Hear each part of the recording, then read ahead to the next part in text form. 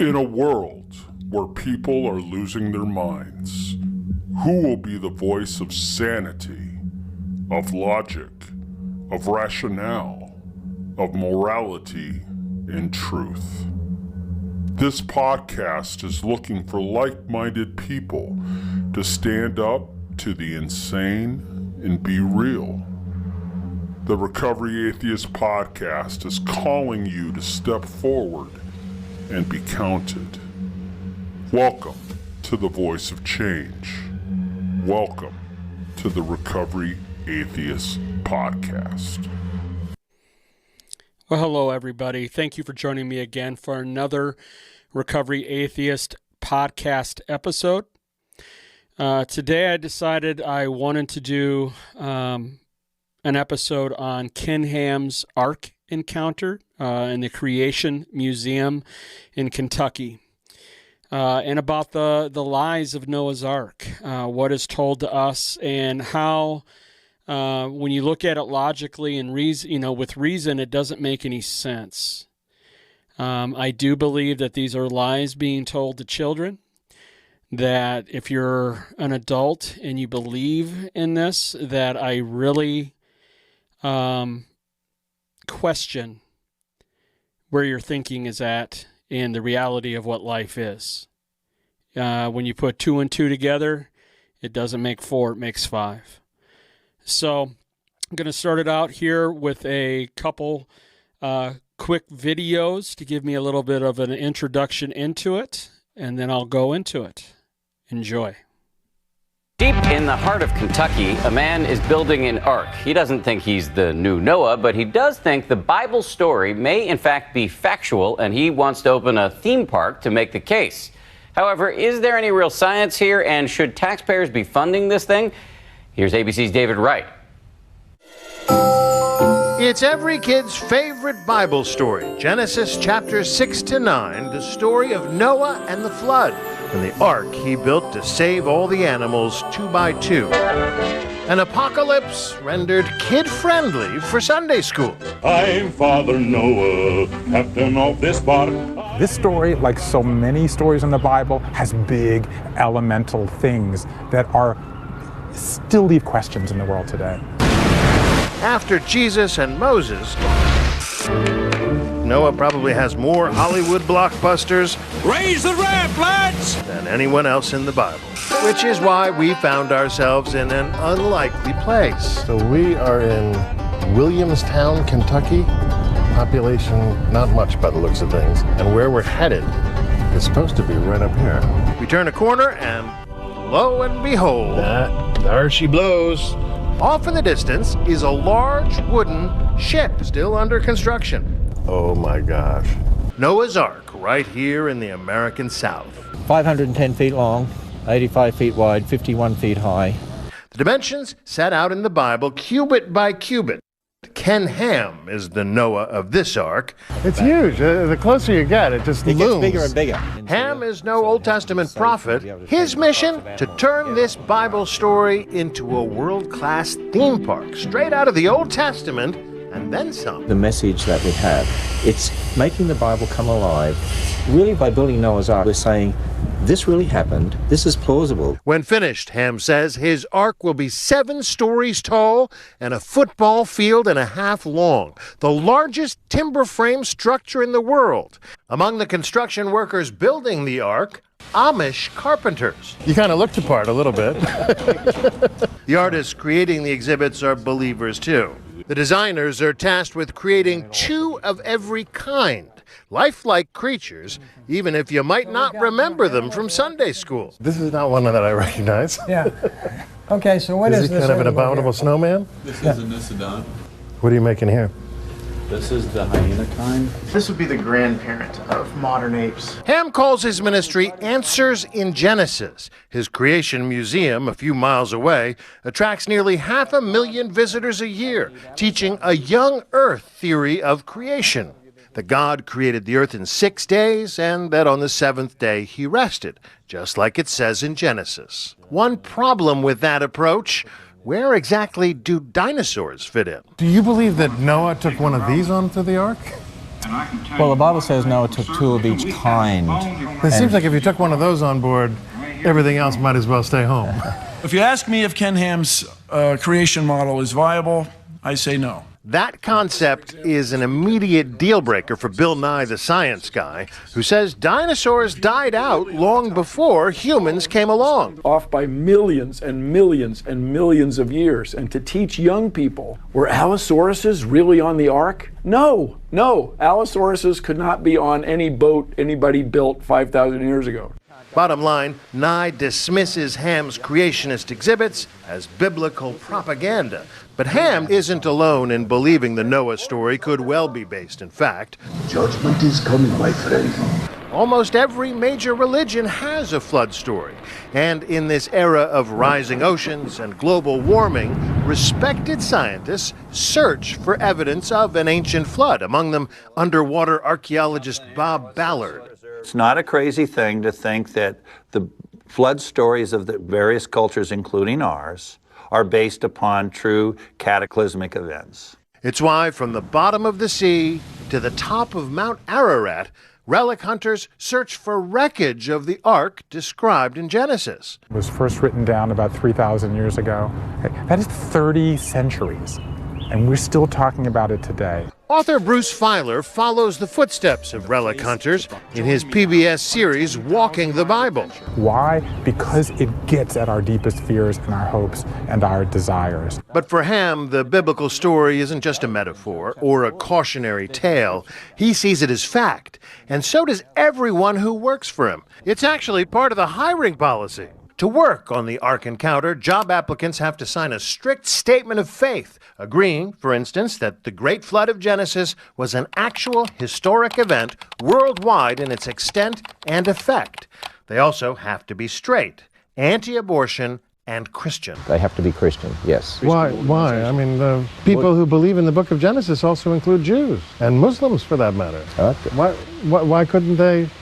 Well, because we are a Christian organization. Because of the controversial hiring policy, the state of Kentucky tried to block him from receiving any public funding.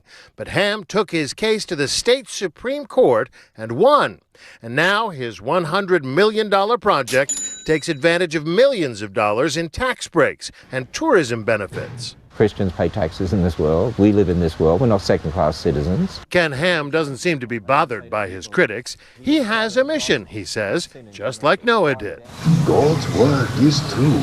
And we have these people here who are actually scoffing. These are religious fanatics. There's lots of people that scoff, and we get a lot of attacks by some of the aggressive secularists, and sometimes I feel a bit like Noah. But Ham knows this ship can sail. He predicts the Ark Encounter will attract 1 to 2 million visitors in the first year alone. It does kind of have a Field of Dreams quality. If you build it, they will come. Yes, we really do believe that if we build it, they will come. I'm David Wright for Nightline, aboard Noah's Ark in Williamstown, Kentucky.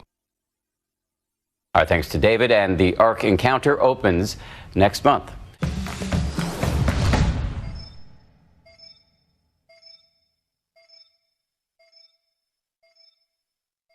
By now, you probably know that creationist Ken Ham and his Answers in Genesis ministry are about to open Ark Encounter, better known as the Noah's Ark theme park. Essentially, this $100 million park wants to convince you that the story of Noah building the ark, inviting 2 of every living creature onto it, and then rebuilding society is literally true. I just have a couple of questions about that.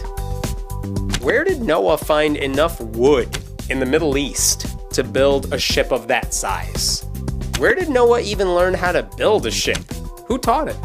How did the ancient Egyptians need a whole army of slaves to build the pyramids, but Noah just needed his 3 sons to build the ark? How did a family of 8 care for all those animals? Why did a loving, caring God have to kill off all but 2 of every living creature? And how did he decide which ones made the cut? I mean, what did those other llamas ever do to him? Assuming God killed off all the other people except Noah's family, doesn't that mean he murdered a whole bunch of unborn babies? And if God can do it, How come the religious right says women today can't? Where did Noah's Ark go? We've never found the remains. Not on Mount Ararat, not anywhere. Since the story of Noah's Ark wasn't written down for thousands of years after it happened, isn't it safe to assume that the authors may have gotten some stuff wrong? I mean, the gospel writers couldn't agree on the details of Jesus' life, and they wrote that stuff mere decades after he died. Why does the story of Noah's Ark so closely resemble the Epic of Gilgamesh? They're practically identical stories, but they're not talking about the same event. We shouldn't even think about Noah's Ark as a story about obeying God and saving the world. We should just think of it as the world's most famous example of plagiarism. Where's the evidence of a global flood that large only 4,000 years ago? Because we have evidence of dinosaur fossils, we know dinosaurs had to have been on that ark too. How the hell did they fit on there? How did the meat-eating animals not eat all the other animals? What did all those animals eat, if not each other? And where was all the food stored? And how did it stay fresh for a year without a refrigerator on board? Did the animals go to the bathroom at all during the year-long journey? And if so, where did it all go? How did Noah's family not get all sorts of diseases, given that there had to have been like huge piles of shit building up on the ark? How did Noah collect the tens of millions of insect species alone, especially when a lot of those species don't live anywhere close to each other geographically? Who inspected the insects to make sure you had one male and one female? How did they get the koalas from Australia and the penguins from Antarctica to come to the Middle East? And after the flood, how did those animals get back there? How did they get all the animals onto the ark that quickly? With all the species they needed to bring on the ark in a limited amount of time, and snails moving as slow as snails do, how did they all get on board that fast? I mean, what was the pacing here? How come when people draw pictures of the ark, they never include the plants? Because there had to be a ton of plant species aboard the ark in order to survive. They wouldn't have been able to live in the water alone. Which animals on the ark had lice? Because, those are living things too. What about gonorrhea? Which family member brought that along for the ride? How did ants survive?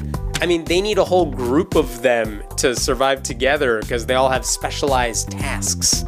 It's not like two of them can just hang out on a boat by themselves just waiting for a year to procreate. It doesn't work like that. Genetically speaking, how is it possible that we have all this human diversity that we see today if we just started out with Noah's family a few thousand years ago? Natural selection doesn't work that quickly. Assuming creatures who live in the water stayed there and didn't get on board the ark, wouldn't a global flood of that magnitude lasting for a year have damaged their ecosystem in some way? After the flood ended, how did these animals survive long enough to reproduce? I mean, there are so many things that had to happen. They had to survive this year-long trip, then they had to reproduce, then they had to reproduce again to guarantee the propagation of the species. I mean, that's not easy for elephants and other creatures with these long gestational periods, and if anything went wrong, the whole plan would have been screwed. The Bible says rainbows didn't exist before the flood, but that would mean that there was no rain or no sun. So, which is it? Who had time to plant all the plants after the flood? Where did all the water go after the flood? Other civilizations lived in the same time period as when creationists believed the flood actually happened. So how come all of their recorded history, all of their documentation that we have, doesn't have any mention of this global flood? It's almost like the whole story was just made up. Huh. My name is Hemant Mehta, and I write at friendlyatheist.com. What do you want to see a video about? Let us know in the comments below, and we'll be sure to check it out. And don't forget to subscribe.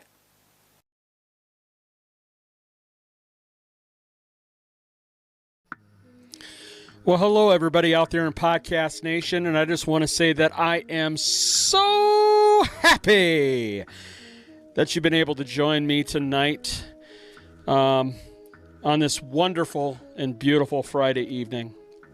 First thing I want to do is I want to say thank you to everybody out there who gave me some congratulations and some shout-outs for me getting to my 11th month sobriety date. I am very happy about that. Very happy with a lot of things that are going on in my life right now. Like I had said on the last episode, I am switching employment. So I did get hired at one of them today. The other one I'll be hired at. Both of them are part-time, putting them together. The one I'm going to get hired for next week is the one I'm really going after, and hopefully in the future can do it full-time. I'm getting back into my career, what I went to school for and have a degree in. So I'm looking to be a mental health practitioner part-time on weekends, every other weekends, and then eventually, hopefully, a more full-time position will come available and I can fully get back into my career. It's amazing when you stay sober how you're able to have good things happen in your life and you're able to achieve things that you're trying to get back. And I really would like to get my career back and get it running again. So I'm very grateful for that, and I do not need to thank a God for that. I am the one that has put the work into it and the effort and the drive and the determination to be able to do that. And then also having encouragement from the people around me, whether it be family, friends, people of that nature. So I don't need to thank something that, in my opinion, is supernatural. It's a myth. It's not real. What I'm doing today and the work I'm putting into where I'm at today, that is what's real. So, you've seen the intro videos going into this and heard the intro audio for those videos. So now I'll just get into it. The last video that we had was certain questions about Noah's Ark. Now, obviously, with the Ark encounter in Kentucky, now I used to live there. I used to live in Georgetown and also in Lexington, Kentucky, and they're right outside the county there of where, or the city where this is at. So I know a little bit about it. I've never been there. My parents, being ministers, have taken family members who are also Christians there to see it. I have been showing random videos to my mother about it and about Ken Ham, which to me, you know, when I talked and interviewed Aaron Ra about it, he pretty much had said that Ken Ham is probably the realest, most authentic one out of the group of the apologetics that are out there, that he truly believes, like he's even admitted that he knows that a lot of the stuff that we're presenting to him, that without God it makes sense, but he is just going to believe what the Bible says regardless, no matter what. That is what his beliefs are. So I wanted to touch base on it because when I look at Ken Ham, I see a tool. I see a tool that's being used by the religious faith, by the Christian right, and he doesn't even realize that that's what it is, and that he's a pawn in all of this. So he created this Noah's Ark. It's supposed to be an exact model of it. Of course, you know, the videos that I've showed, and I'll have one at the end as well of this episode dealing with it as well. There's lots of things about the Ark encounter that makes no sense. The biggest ones for me is obviously it is built by modern man's hands. It's not built by the primitive human beings that would have been available, you know, back in those days and the tools that they had. It was made with cranes. It was made with, you know, you look in some of the videos that there is, you can see the beams that are up there have metal brackets holding them in place. All Noah had at that time was the wood and tar to be able to use it, and how that was able to stay in the water for a year without having issues with that seems to me not logical. It shows how much space is in there for the animals and how they're all caged up. It tries to show that there is a water filtration system for their waste and everything like that. They would not have had the technology or the understanding at that time to be able to set something of that design at that time. That was something that Ken Ham got the design in the modern day. It cost $100 million to be able to create it. It took 2 years to build it with all the cranes and power tools and all the manpower that they had. But you're expecting me to believe that Noah and his 3 sons and a total of 8 in the family were able to build this same size ark with just wood and tar within a few decades. This makes no sense to me. And I'll go down through the lines of all of it. I mean, even at the Ark Encounter, even the Ark is not a full Ark. Behind it is buildings that are built into it. So it's not even really a functioning Ark or boat. We need to get that. They've also had issues with water and rain actually decaying the outside and warping the wood on the outside of the boat, so they've had to do water sealant and things of that nature that they really did not have back in the days of Noah. So again, there's just too many questions that are abound, that are in abundance of why this story doesn't make sense. I guess I'll start it off with the first thing, is that this exact story was written centuries before that in the story of Gilgamesh. And it's the exact same story as the story of Noah. And you'll see in other cultures and other religions, they have some, sort of story, their own version of the flood. And in each one of them, they sound similar. They might have a little bit of differences, but they sound pretty similar.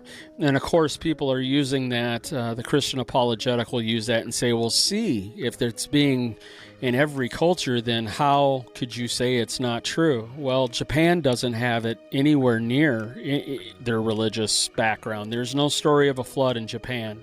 If this is supposed to be a flood that has flooded out the world, you would think it would be in every culture, but it is not, which I find odd. I find that to be concerning to me. All right, so I'm going to break it down. You saw the video of the 39 questions. I'm going to try to answer some of those and go through those with you and give you my point of view on it and what my logic says. I think for the most part, I'm not going to say I'm a Stephen Hawking or a Neil deGrasse Tyson, Richard Dawkins, any of these guys, but I would say that I have a pretty good head on my shoulders and that I'm intelligent for the time and everything like that we live in. I think I've got a little bit up there going on, and I think I can logically look at this, and I think you can too, and see where there is some discrepancies and some falsehoods. Okay, so the first question I have is, where did Noah find enough wood in the Middle East? That is a good question.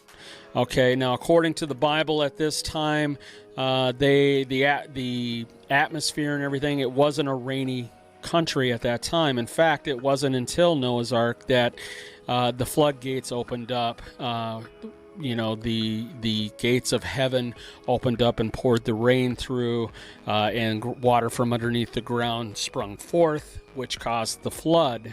In fact, this goes back to the last episode that I just had dealing with flat earthers, because the belief was it was in a dome. It was the firmament that eventually the doors opened up of the firmament, the hatches opened up, and all the water came down from the firmament, and then water from underneath the ground sprung forth. Again, this is saying that we are in a submersive body of water, that we are underneath in this watery place, and that there's water above us, water below us, and that's what caused the flood to happen. So this again coincides with the flat earthers and how they look at their beliefs that way. And so Noah's Ark to them it makes it feel, well, there you go, it's a flat earth, right?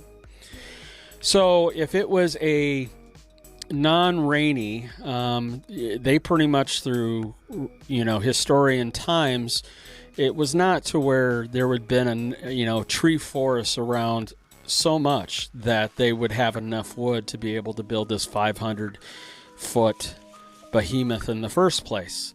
So I'm curious where they get the wood. If they had to travel somewhere else to get the wood, then that's fine. But then again, how did they get the manpower to be able to do that? These are good questions. How did Noah know how to even build a ship? These were not educated people. Okay, yeah, they had some smarts about them, but not like today. They did not have the engineers like today. These are people that lived in huts, if they even had that. A lot of them lived in tents. They did not have even the tools to be able to deal with some of the designs of this ark. How did Noah be able to even know how to build it and keep it structured and have it be a vessel that would be able to float on the water? Now, according to the Bible, I know Christians will say, well, God can do all things. Again, because the Bible tells me so, and it's all the whole God fills the gaps. Anytime there's a place where we go, well, how did that happen? Oh, it had to be God. God fills all the gaps. Well, in the Bible, it says he told him the cubits, he told him the measurements and things of that nature and what was going to happen, but there's no word about God helping him build it. In fact, it pretty much says, Noah, you will build it. So Noah had to know how to build it. Doesn't say anywhere God told him how to build it, just told him the size. How did Noah build this boat with him and 3 sons only? Again, another good question. So we have 8 members in the family, period, just 8. Okay, so it's him and his 3 sons. Now his 3 sons, okay, are helping him build it. That's 4 people. The rest were women, okay, in this situation. Noah's wife and his 3 sons' wives.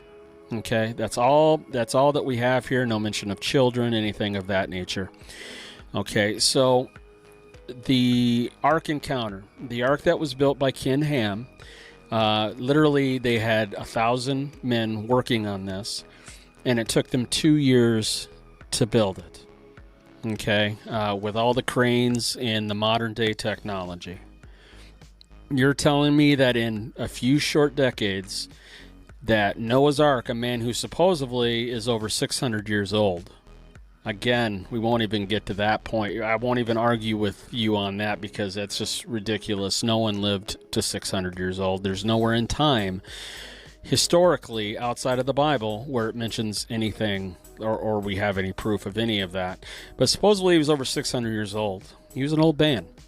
So here he is with his 3 sons. You're telling me that 4 people, 4 men, built this 500-foot behemoth ark, this ship, with all, being able to put these heavy logs and timbers up and everything like that, with just the 4 of them, be able to do it all within a few decades with just wood and tar and very minimal in tools.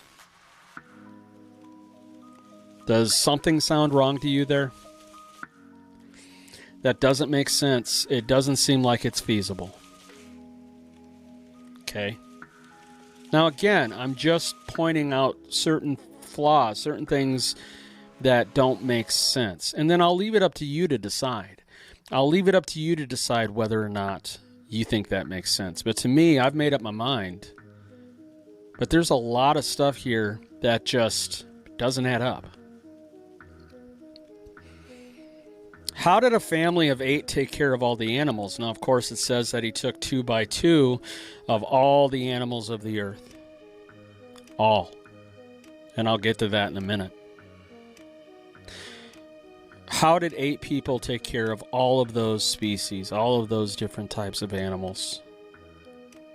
How did they feed them every day? How did they deal with the waste of the animals every day? They had only one window. It says in the Bible that they had only one window to be able to use. So how were they able to get rid of the waste product? Were they going up a ladder and shoveling shit out the window every day? And there's just no way within the first few hours of all this waste product, the methane gas coming off of that waste product would kill them. They would be trapped inside this boat with methane gas. How do they stay warm? I mean, they're definitely not going to set a fire, I wouldn't think, because that methane gas is going to go up.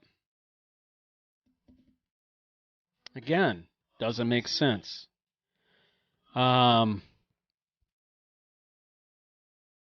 With that, to feed these animals, how can you have predators that eat the other animals that are on the boat, and then you have plant-eating animals? How can you have both of them on the boat without the predators eating those? Well, God just shut them out. Again, filling the gaps. Oh, God must have had a hand in it. I'm sorry, that's not going to work for me. That's not going to work. Just because someone wrote it in a book that happened. Are we going to start believing Harry Potter? Come on. Are we going to start believing in Dianetics and Scientology? Just because, or Mormonism? Come on. Are we going to start believing some other cults that are out there just because they wrote it in a book? Just because it's written in a book doesn't make it truth. It has to have evidence back to it. So that's why you can sit there, all you want apologetics out there, and say, well, then how can you believe science books? Because guess what? There's proof to it. There's evidence-based, factual-based evidence that is there proving it. You have no proof. You can't prove it. Stop saying you can, because everybody in the world knows you can't. Even you. Okay, it's what Christopher Hitchen talks about. Whatever evidence that you can show to me without any evidence for it, I can show you where there is no evidence for it without having to show you evidence for it. As an atheist, I can't sit here and show you that there is no God. There's no way for me to prove that. But from my experience, it would say, no, there is not. Just as much as you can't prove that there is a God. It's just the way it is. Where did the ark go, by the way? I was watching a lot of videos today on, supposedly where the ark is. They have this ark that they say it looks like in a boat shape, and oh, look, it's the ark, and there's no way that can be a naturally made. Bullshit. It's naturally made. It's just, you can see it's from ice that, like glaciers that have gone through there and formed the ridges the way that is. And most likely a boulder had gone through that spot to give the crevice of the boat coming down as the ice shifted up, and it's just a formation. It is not a boat. Many people have gone there and tested the soil. It is just a boat, but people want to hold on to it, and it's been that way forever. For decades and decades. We found the ark. We found the ark. We found the ark again and again and again. There is no such thing. It'll never be proven. It'll never be found. Just like the Ark of the Covenant, never be found. The Holy Grail, if that even existed, won't be found. Why do you think they're in Hollywood movies like Indiana Jones? It's a fantasy. It's a fairy tale.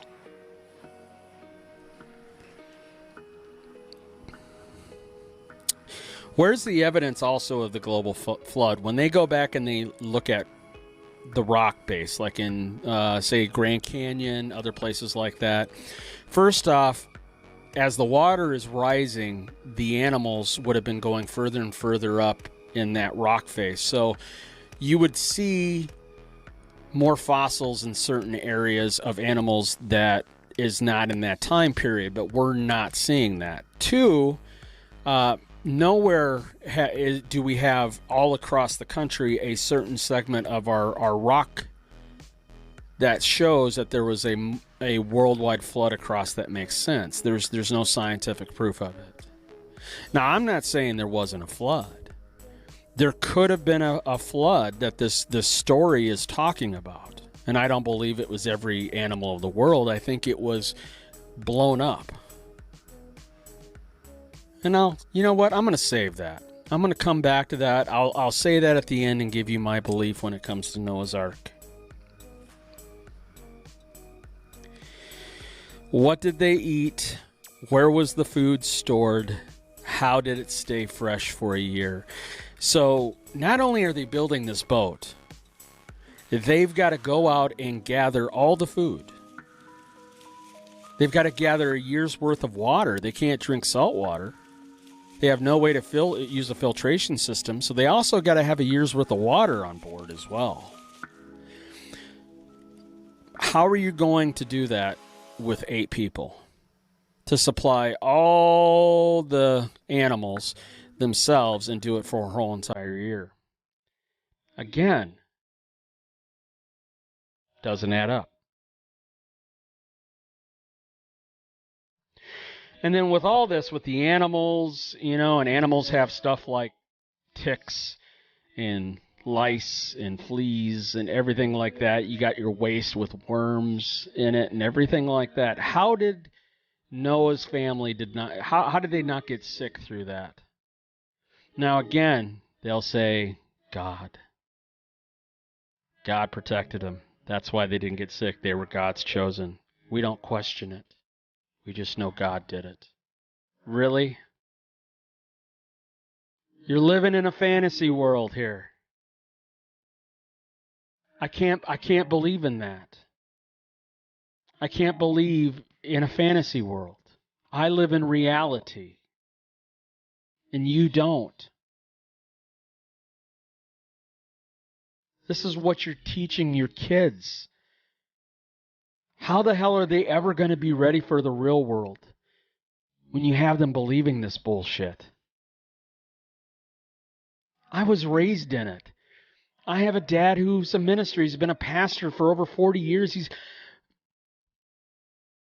So I know what I'm talking about. This isn't something that I'm just saying, out of my ass. I've been around it. I've seen the lies and the indoctrination of these children, the teaching of them of how to speak in tongues. Come on, little Johnny. Let me teach you how to speak in tongues. Let the Spirit tell you, just loosen your tongue.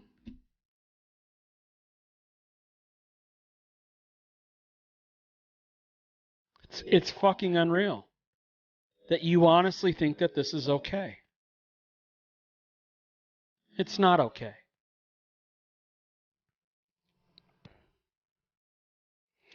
What about the insects? He talks about the animals, doesn't talk about the insects. But what about the insects? It's interesting. Where did the insects come from? If all of their vegetation and everything died, because I've heard people say, well, they just didn't have any insects on the ark. Really? So when everything and all the vegetation died, there would be no insects. So where did all the insects come from? Did they bring the insects on the ark? And if they did, how did they know what species they brought on? How did they know whether they're male or female to procreate? Let's look at the ant. Do you really think that 2 ants are going to sit there and just wait all day when they are a community-based species to procreate and everything like that? And then how do you take care of an ant?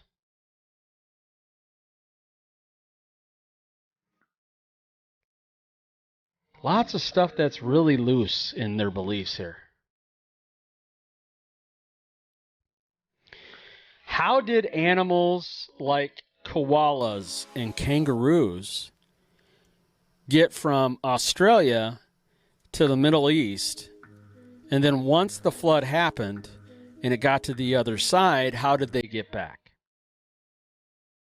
Now, some apologetics will go to the extreme. They will go as far as saying that there was a land bridge between India to Australia, and they went that way. But yet, never has a kangaroo fossil, a koala fossil, anything like that been found in India. You would think as they were traveling back to Australia, a few of them might have died along that route, and there would be some fossils of that, but not a single one has been found. How about penguins?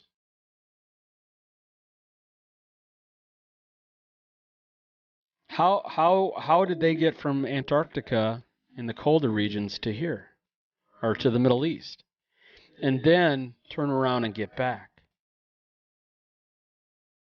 Okay, now evolution has showed us with the penguin is that they used to fly.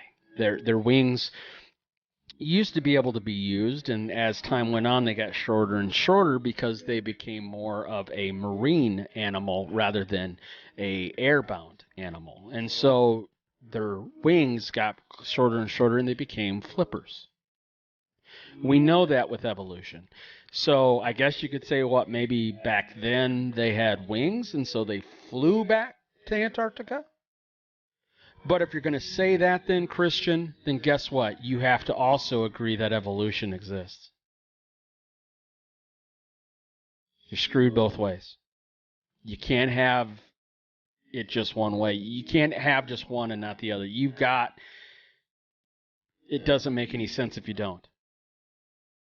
You will not argue with me on that one. I'm sorry, you've lost the argument already.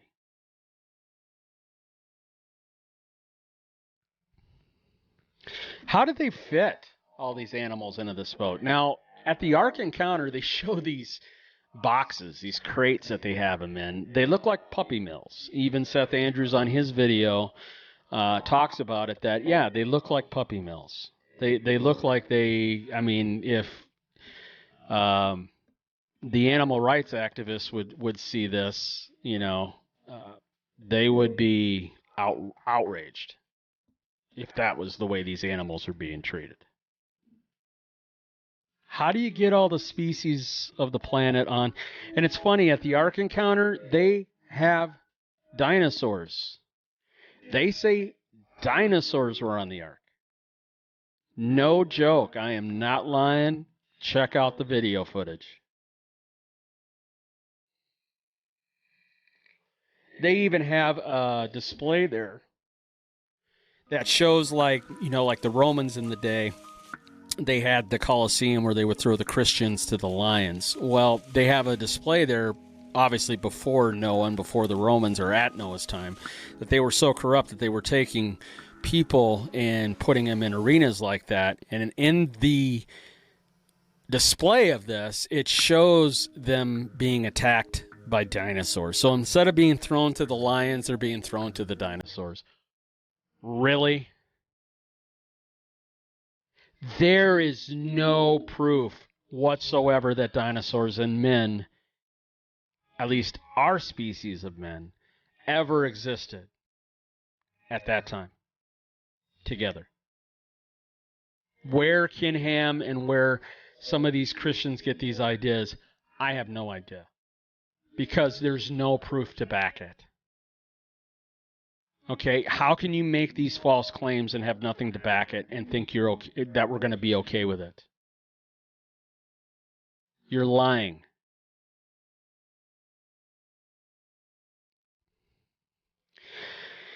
How can we have a race that's so diverse as we have today, and all the races and colors and cultures and background? How can we have all these different types of people that are on this planet off of one family of 8?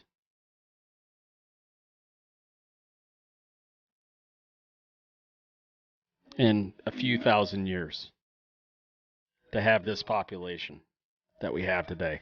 It's just not possible. It's not. And don't even get me started with the incest part of it, because if you look at the display at the Ark Encounter, they literally say that Adam and Eve had sons and daughters, even though it doesn't say anything in the Bible about about Adam and Eve having daughters. They had Cain and Abel. Again, they're just assuming and putting that in there that Adam and Eve had daughters, and that the brothers and sisters had to marry to have more children and more children and more children. The whole entire Christian religion is based off of incest. Look at it, people. If you haven't realized that, I don't know what to tell you. Like when I'm talking with my parents about it today, I still don't understand it. Mom, you watch my videos. I'm talking to you right now. It would have been okay if we were living back in those days for you and me to have sexual relations. Do you hear how insane that sounds? But yet God accepted it. That is wrong. And this religion that everyone worships is based off of that. Not even going into the idea it's based off rape and slavery and every other thing under the sun that has nothing to do with morality. It's nothing but immoral. But because I'm an atheist, I'm the immoral one. You need to start looking at yourself, people. You're living in a glass house, and I'm ready to throw a rock.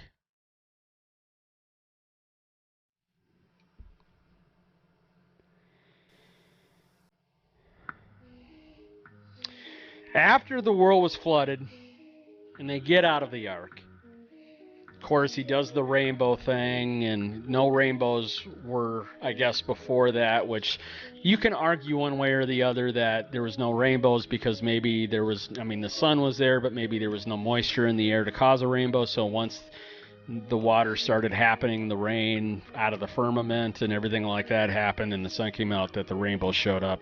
The Christians can argue that all you want. I wasn't there, so I don't know. That's one thing I'll sit there and go, yeah, you got me on that one. I don't know if the rainbow was there before the flood or not. But when they got out of that ark and the world had been destroyed, all the vegetation, it's been a year vegetation's been under the water, okay? Animals are dead, vegetation is not there the way it should be. Where do they find food for these animals? It doesn't say anywhere in the Bible that some special manna came down from the sky like he did in the Exodus of the Jews that were being persecuted and in slavery with the Egyptians. It doesn't talk about it at all, about how they were fed. How did a dove get let out of the window and find an olive branch? There's no way that there would be a tree with a fresh olive branch healthy. They would have all been underwater. Where did all the water go? You're telling me that after a year and they're saying there's about 22 feet of water all around the world, 22 feet high. So anything 22 feet high, which is interesting with that. If that's the case, how did they get up on Mount Ararat? That doesn't make any sense either. That the numbers don't. If the whole entire world was flooded where you couldn't see anything, then that means the water was even up over, Mount Everest. Or those mountains weren't there, which means those mountains weren't created by God. They evolved, and the world moved and changed its form over those thousands of years and became what it is.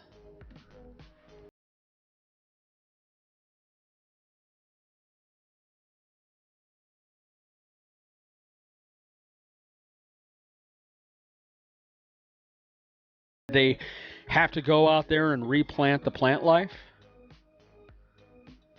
Did they have to go out there? How does 8 people go out there and replant the entire world and restart the environment again? Again, it's the God of gaps. God did it for them. He provided. He made the Garden of Eden. He could do that for them. Even though nowhere is it mentioned, nowhere is it said that God did that. Again, you're assuming and putting words in a God's mouth that doesn't exist. You want it to exist.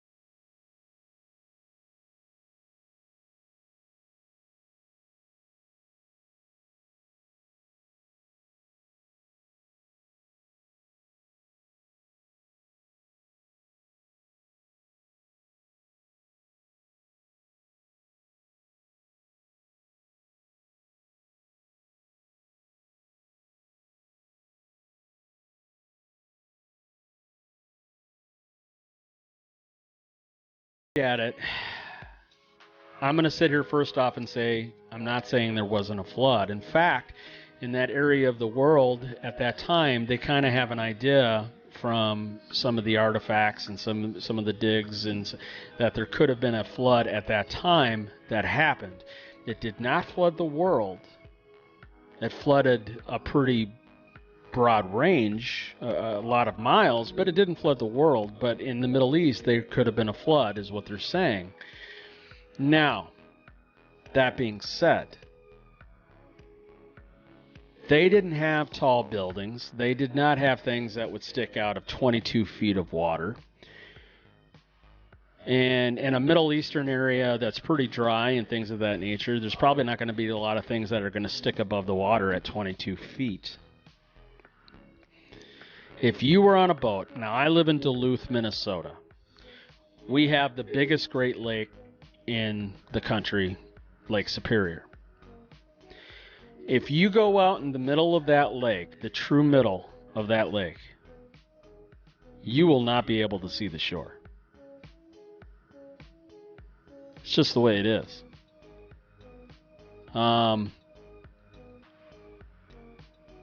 It would look like the world's flooded. Now, these people were primitive.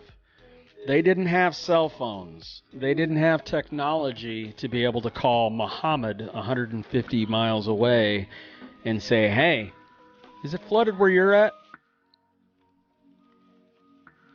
Didn't have that technology. So in their mind, when they saw it, they're going to go off what they see. They had never seen water like that before. Especially not in the area that they were living. There had never been a floodplain that had come through there, a basin.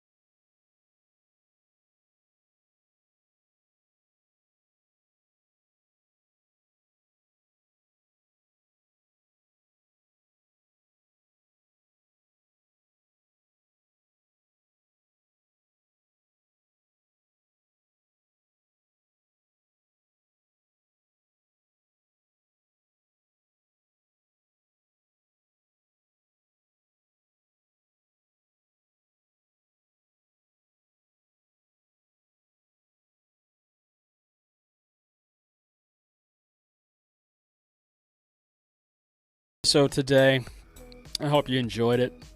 Wanted to just talk about it and get that out there, my feelings on it, my thoughts on it. You can get a hold of me anytime you would like. I'm at the Recovery Atheist at gmail.com. You can find me on Facebook under Del Bacon. I also have the recovery group, the Recovery Atheist group through Facebook. You can find me on YouTube, Recovery Atheist YouTube channel. I have a lot of great videos on there, just getting more and more content on there that I think you would enjoy. And you can also take me wherever you go. You can find me on Spotify, iHeartRadio, Pandora. I'm on all of them. Even use your smart speaker, Alexa. Just say, "Hey Alexa, play the Recovery Atheist," and she will. So take me on the go when you're on the go. I want to say thank you everyone for listening. Be safe out there. I'm hoping 2021 is going better for all of us this year. And I love you. Peace. On a rainy September Friday, I visited Ken Ham's $100 million paperweight in Williamstown, Kentucky. I went to the Ark Encounter. Yeah, that's me, under a borrowed umbrella, standing in a suspiciously appropriate rainstorm. No, not that kind of rainstorm. An actual rain. One that did not last for 40 days and 40 nights, which is really good because Ken Ham's Ark was looking a little rough around the woodwork, presumably due to the elements, which prompts the question of how Ken's actual Ark might have fared on actual seas. But that is another video for another time. Now, I don't know what the crowd normally looks like, but on this rainy Friday, this was the view of the outer parking lot. And this was the lot near the gate. These spaces presumably filled by religious homeschoolers who thought that Ken Ham's Creation Museum was a scientific tour de force. Here's one of the first things I discovered. The Ark isn't really an Ark. The back half of the structure is actually a building, which is something I don't remember hearing about at all the fundraising press conferences. I walked around the structure, back to the Ark side, past the suffocating crowds, and I was joined by my friend and fellow activist, Matt Dillahunty, because if you're going to tour the Ark, you should do so 2 by 2. Here's one of the first things I saw inside the exhibit. It was a wood carving. Now, it's hard to make out what's happening.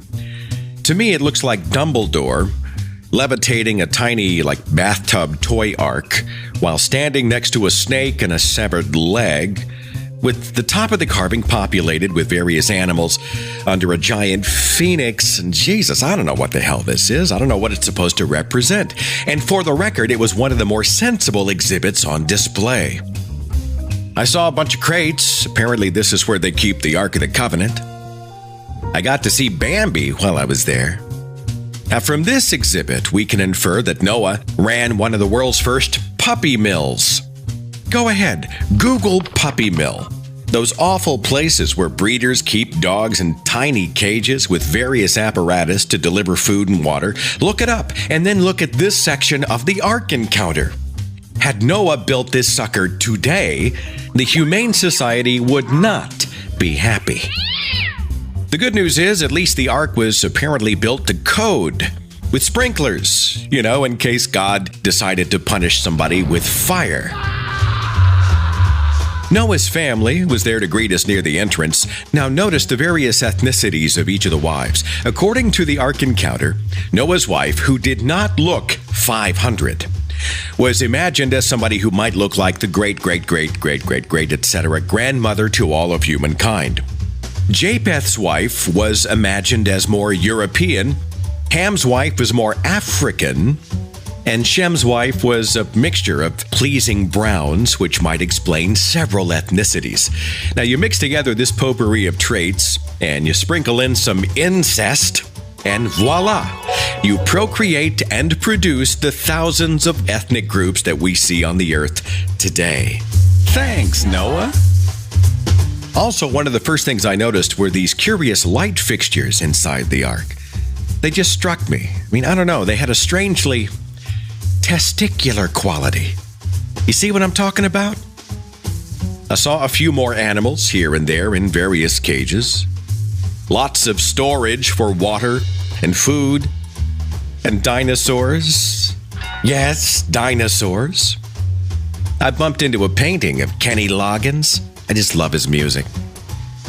I learned at the Ark Encounter one of the reasons for humankind's descent into darkness and the fall of man was civilization. That's right, we became too civilized to remain good. I stumbled upon this fantastic diorama. It depicts pre-flood wickedness. People back then weren't thrown to the lions, they were thrown to the dinosaurs.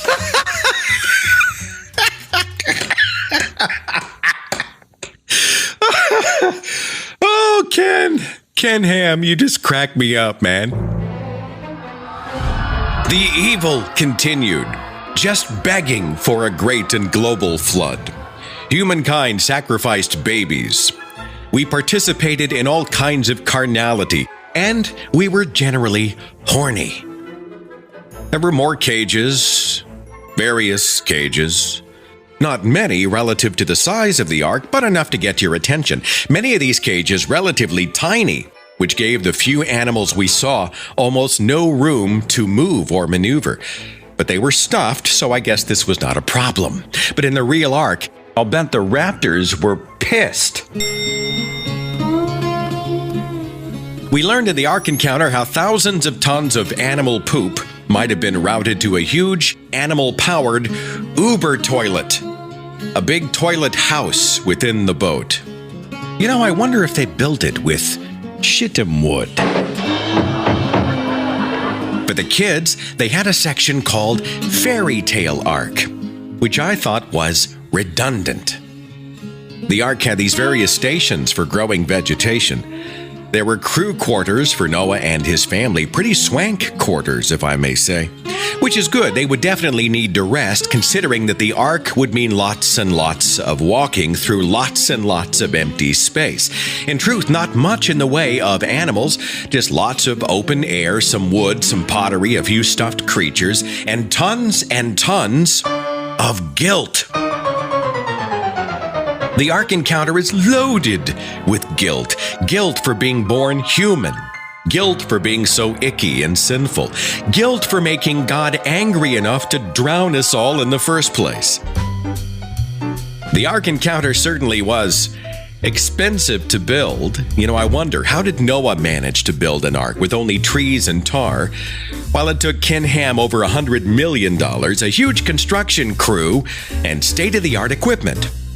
You know, I wonder what $100 million might have done to help disaster relief victims, or build shelters for the homeless, or feed hungry children, or provide medicines to the sick, or fund cancer research, or provide tangible benefit for any of the countless worthy needs and causes that are supposed to be God's good work.